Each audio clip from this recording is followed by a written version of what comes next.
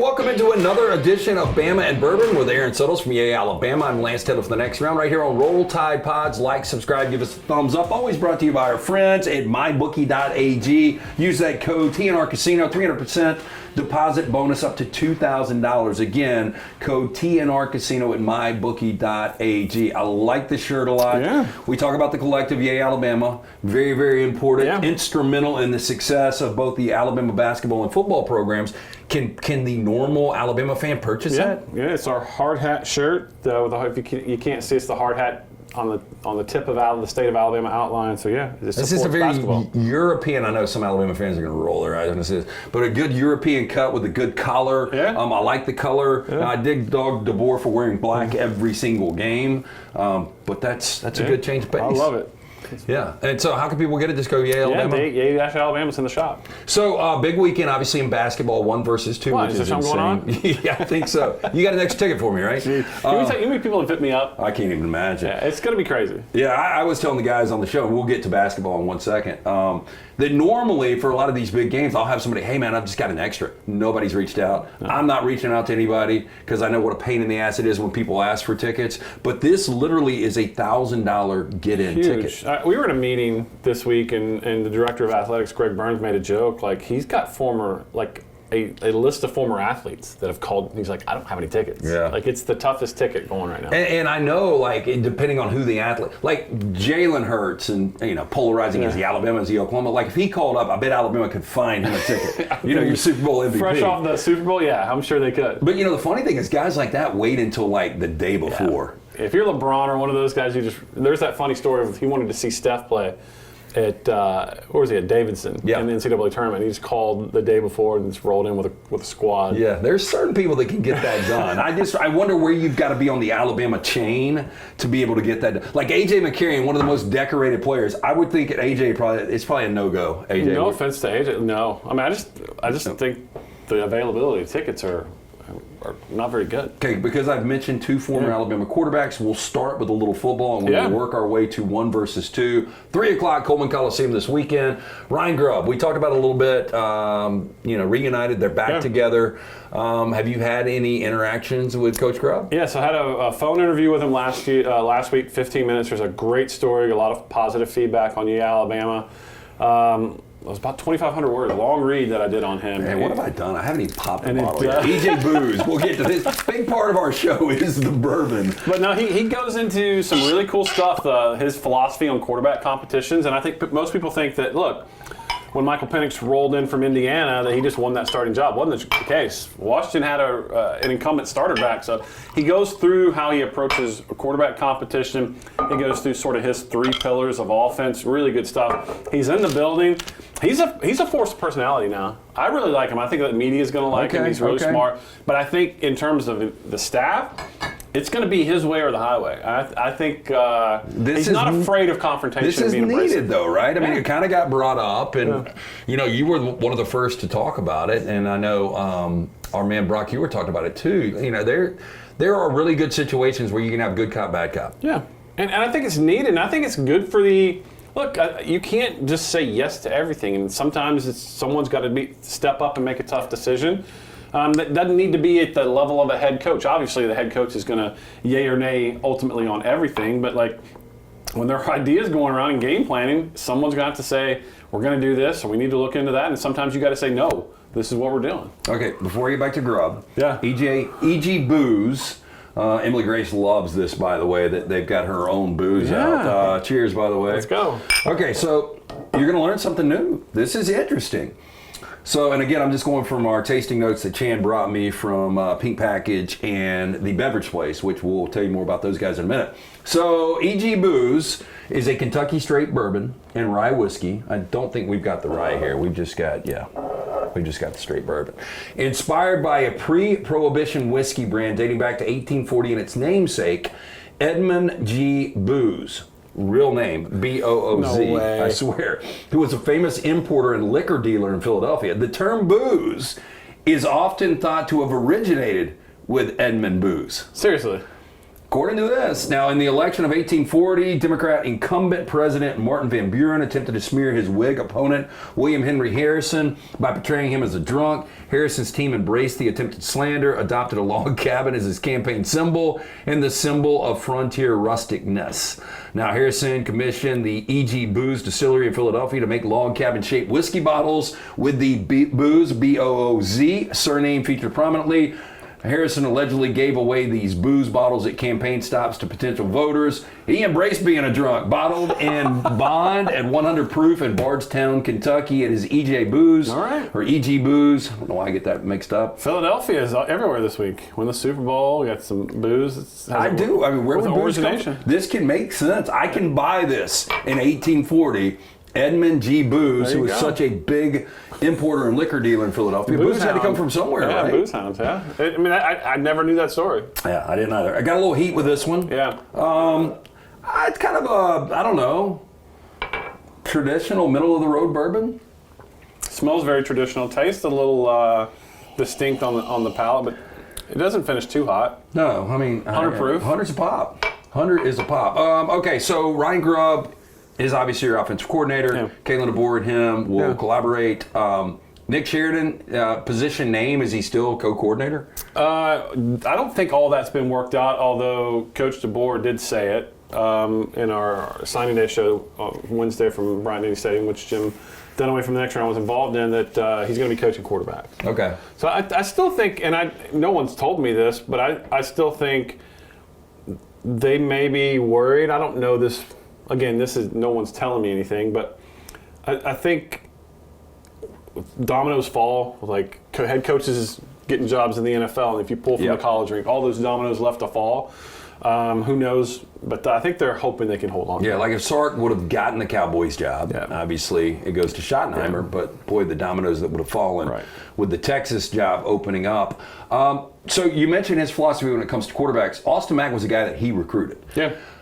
He obviously knows him well. I mean, you look at Keelan coming in, and then you look at the guy that has bought his time in Ty Simpson. So do you believe yourself? Obviously, he'll be looking at film. He'll talk to Kalen. He'll talk to Nick. But do you think Ryan Grubb will really have a clean slate when it comes to the three coming into camp? I think so. And I think he's proven it. If you go back and watch their first year together at Washington, which would have been, 2022? Yep. There was an incumbent starter from the previous season. They had come in. I believe Brock Heward's son, Sam, was a part of that competition. Nephew, okay, was a part of that competition. And then obviously Michael Penix, who had transferred in. And it was obviously you have to have some organizational things that make it seem like there's a guy that's favored, right? And most of the time that's by seniority.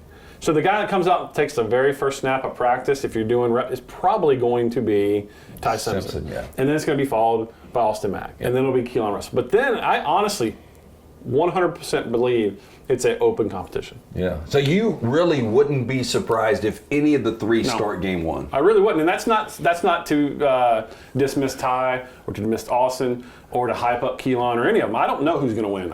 Honestly, they haven't been on the field together. We got, 17 days before spring practice, before we really start to get to see some of this play out. But I honestly think, just given their track record, given the way it's played out at other Power 4 jobs, that I think any one of those threes can win it. Well, you're a writer by birth, and I guess it becomes kind of a hobby now that you write on the side, right? You don't do it full time. All right. I mean, I don't write as much as I used to. Yeah, you used to write a lot. I was just going to go back to the days when you were actually on the beat for Alabama. I guess that's the last time we really didn't know who was going to be the quarterback, when it was Blake Barnett and then Jalen Hurts ultimately came in, when Barnett basically shit the bed against USC and then Hurts took off. Took over. That was 2016. So, I'm trying to remember. Dude, have you seen a player have a wilder ride in less than a decade than Jalen Hurts has? It's incredible. Didn't start game one, didn't finish his last game, right? And becomes Super Bowl MVP. He's, people are rightfully talking about his mental makeup, because the power of belief in yourself is the story of Jalen Hurts. Because look, everyone's right now trying to rewrite like, I don't think I know that there's this conversation about where he falls. I don't think he's a top 5 quarterback. No. But there are people that swear by it, and I'm going to give the guy his flowers. He does exactly what they need him to do. Dude, coming into this game, there were people that said if they win, he could be one of the worst 5 quarterbacks to win a Super Bowl. And I don't believe that's true because you got to I think he's one of the most disrespected players. I now, do too. There's probably 10 to 12 quarterbacks I would take over him. But in terms of pure like quarterback ability, not leadership, not intangibles, not running, just pure making reads, I don't think he's one of the top 5 quarterbacks. But what he's overcome, like people telling him constantly he's not good enough, people telling him, like he was benched in a national championship game. Like it is one of the truly amazing stories, and but I was on the ground floor of it. I was there for his first season. But I don't know anybody that is an Alabama fan that doesn't love Jalen Hurts. And it's how can you not? The way he's handled it, like he could have been bitter. And you'll see Alabama fans that will actually take shots at Saban, the Tagovailoa family, whoever. They don't win the national championship if Nick Saban doesn't make that move. No doubt. But everybody I guess understands the way it played out. And for him to go to Oklahoma, everybody was pulling for his success there. But I mean, he's just got this. And I got asked about this a couple of weeks ago. I was doing a show in Austin, Texas, and one of the guys was like, "It just seems hokey, man. He seems like too genuine." And I'm like, I don't personally know the guy. I've interviewed him a couple of times, but everyone I've talked to inside of that program says that this is what you get. He's a great leader. The teammates love him. So it might sound hokey just because it's so refreshing, but it's like legitimately genuine. It comes across sometimes as very rehearsed, but I can tell you I've been around him. You and I interview people for a living. We spot fake people and genuine people. That's who that guy is. Like, it is a little hokey when you ask him a question and he gives you like this rehearsed answer, but it's because he's prepared. He's prepared for everything. And I want to go back. You know why Alabama fans love him so much? Because he had every right to be bitter at Alabama. Yep. Gave them everything and graduated from the university, by the way. That's what always makes me laugh. 95% of 21-year-olds, 20-years would be bitter in that situation. Rightfully so, but it always makes me laugh when people say that Alabama can't claim him. Where's his degree from? Bama. Not from Oklahoma. It's from Alabama. But does he ever play in the NFL if he doesn't go and plays it for Lincoln Riley? I think I can make an argument, yes. Okay. But I didn't see it, but... I don't know. What I do know is he's really good at what he's asked to do. And what he's asked to do is play behind the best offensive line in football, with the best running back in football, and 2 of the best wide receivers in football. And a defensive line that absolutely destroyed the Super Bowl. So, again, Bama and Bourbon is brought to you by our friends at mybookie.ag. Use that code NEXTROUND, 50% deposit bonus up to $1,000, mybookie.ag. Pink Package, the Beverage Place, one-stop shops, liquor, beer, seltzers, wine, sodas, mixers, cigars, ice, even fresh lemons and limes. They open early, close late. Get in, see Chan, JJ, the fine folks there. We appreciate them bringing the EG Booze, which I'm starting to warm up to a little bit here. Yeah. The Walnut Street Collection, it says. The Z threw me off. Now that I know it was his real name, there ain't much you can do about it. Yeah. I mean, Z is just kind of a, this is going to come out wrong. Again, this is your name, so I understand it. But the Z always is kind of a cheesy, trashy, like just abbreviation of something. Anyway, not bad at all. You can pick this up at Pink Package or the Beverage Place. Okay, so let's pivot. You and I could talk Alabama football 365. Yeah, no doubt. But, man. There is a big basketball game coming. Yeah, and look, you were in school in Tuscaloosa. Yep. You covered this team forever. Yep. I asked this question of Charles Barkley on the next round earlier. I mean, nobody envisioned 1 versus 2 in the regular season. Ever. I don't know if it'll ever happen again as good as these coaches are. I can't believe it's the first time in SEC history. That's crazy. Given Kentucky's lineage, given Florida's run in the mid-2000s. Tennessee, Bama, I mean, you can throw these different teams around. And it's never happened. And the fact that it's happening in the state of Alabama. And look, I'm going to give Alabama fans, if you want to get mad at me, get mad at me. The origin point for this is Auburn hiring Bruce Pearl. It is. Now, it took Bruce a while to get it rolling at Auburn. Because you remember Alabama fans wanted Bruce Pearl. Yes, and Alabama was never going to hire him. Never, yeah. Just because of internal, like his issues in the past and why he lost the Tennessee job, et cetera, et cetera. But if Auburn doesn't get good at basketball, Alabama doesn't get jealous and then make basketball a priority. And that's exactly what happened. I mean, Auburn made the Final Four, and Alabama was like, we got to get serious about this. And boy, did they ever, because Nate Oates is incredible. Bruce Pearl's got it rolling. I can't. This has got to be the biggest game in Coleman Coliseum history. Oh, I know Memorial Coliseum had the Pistol Pete game when he dropped 69 or something without the three-point line. I don't want to diminish history there, but it's 1-2. Do you think it lives up to the hype? Because I really don't know who the best team in college basketball is. We asked Barkley this, and he was like, I think the three have kind of separated themselves. And he said Alabama, Auburn, and Duke, and then he mentioned Florida, but I think Florida is in that mix. I think Florida's trending right now. They're a scary team, what they're doing with some injuries along the way. But I think Auburn has proven it has been the most consistent team this season. Okay. I think Alabama has a higher ceiling. Yeah. But I think Auburn's average age is, 23? Yeah. I think there are less peaks and valleys with Auburn. And they got probably, if it's not Cooper Flagg, Janai Broom's going to be the National Player of the Year. So, I mean, isn't Auburn favored in this game? Well, I haven't seen an official line. I would have set it at 1.5 Alabama, but I've heard people say that Auburn's as much as a 5.5 point favorite, which I don't believe, but I haven't seen an official number. I would tend to think just the way Auburn has played this year, that they would have an advantage in this game, but it's in Coleman Coliseum. It's going to be a raucous environment, and Alabama's playing pretty good basketball right now. Yeah, so just meshing the two, because we talk both football and basketball. Go back, because we really are not in these situations to see these massive on-campus basketball games in the regular season. We've obviously seen them in football. The game of the century, 9-6 overtime, it lived up to the hype. 2019 with Burrow against Tua. It was a good game. Offensive. It was, and Tua was not 100%, but it ended up being a really good game. I mean, there was... The 2013 Iron Bowl was 1-4. 2010 Iron Bowl. Yeah, so anyway, these football games have lived up to the hype on campus. You just wonder if the basketball will. I would tend to think that, just the way these two teams play, neither of them... What's Alabama's worst loss? Have they been blown out? I guess the Ole Miss game. The Ole Miss losing by double digits where they scored, I think, 64 in Coleman, which is kind of crazy. And Auburn, really, they didn't play well in their last loss, and they played. I thought they played.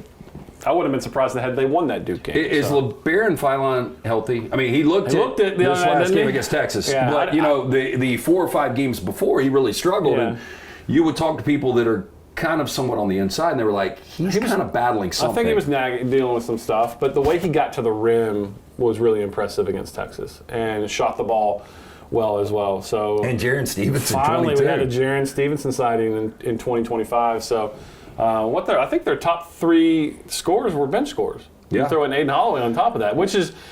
There's a lot of pressure on him this game. And so I wonder how he's going to... I think he's a key to this game, how he handles that. Yeah, it's funny that you said it, because at the very end of the show, and I know you didn't hear it because you were up here and you were hanging out in the lobby when we were talking about this, but I really believe he's the X factor, because he's been so good off the bench, just instant offense, but I could see him press. Yep. And pressing can go one of two ways, you know? And I think at times this year, Mark Sears has pressed. Yeah, I agree. And I think the pressure of knowing what he had to do to try to get to the NBA, being a first-team preseason All-American, all of that, I think he's pressed a little bit. Tell us about Yay Alabama, the collective, and how you can continue to get players like Mark Sears and LeBaron Philon. We got a big game Saturday, and we're going to be bringing you in-game updates. You want up-to-the-minute blue-collar point stat totals. You can get that at Yay Alabama. Make sure if you have signed up that you opt in for text message alerts.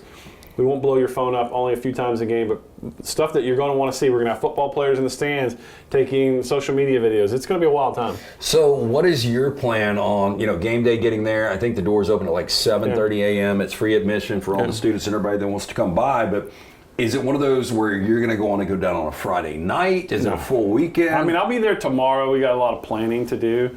And by the way, students are already starting to camp out at Coleman. And if you know Coleman, where the students By the way, it's something I've never seen. Now, obviously, it kind of started with the Cameron Crazies.